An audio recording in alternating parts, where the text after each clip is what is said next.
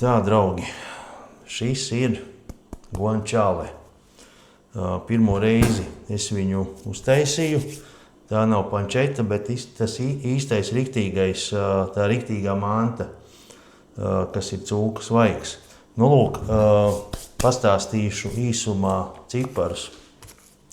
Mēs viņu arī svērsim tagad līdz kopā. Tātad es viņu biju nopircis, iesālījis, vienu diennakti paturēju, nomazgāju, uzliku piparus un nosvēru, un tas notika 16. aprīlī 28. gadā. Un viņai svars bija 742 grami.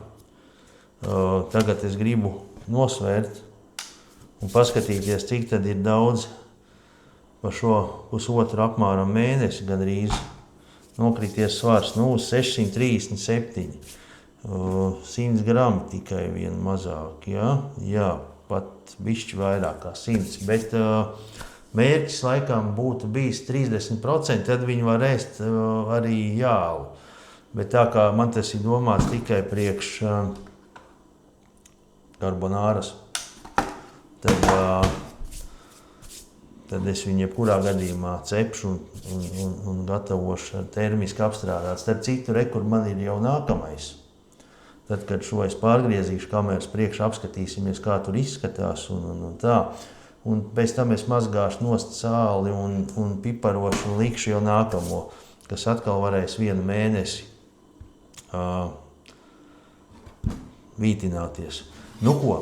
Patiesības mirklis ir klāt. Es domāju, es viņu griezīšu uz pusēm, apmēram tā, un izmantošu, tas man būs 2 reizēm, šis te gabals. Paskatīsimies, kas tur iekšā ir viņā. Tā, man vajag apmēram pēc svara, lai ir līdzīgi uz pusēm. Tā, nu griežam.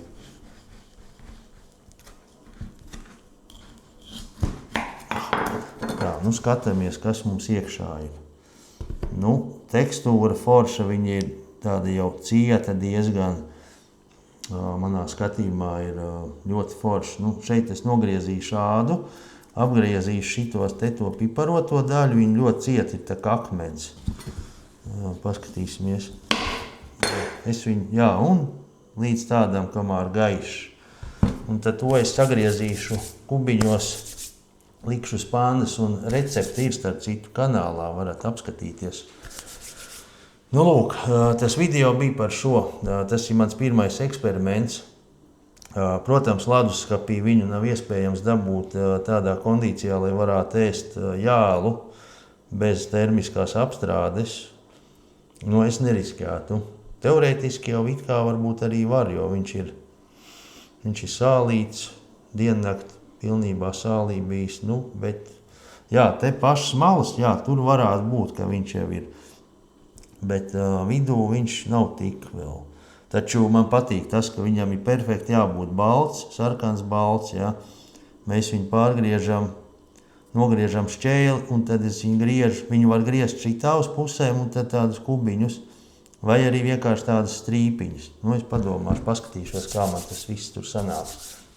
Tā kā paldies, ka skatījāties. Es dalīšos drīzumā vēl ar kaut kādām interesantām lietām. Parakstaties uz šo kanālu.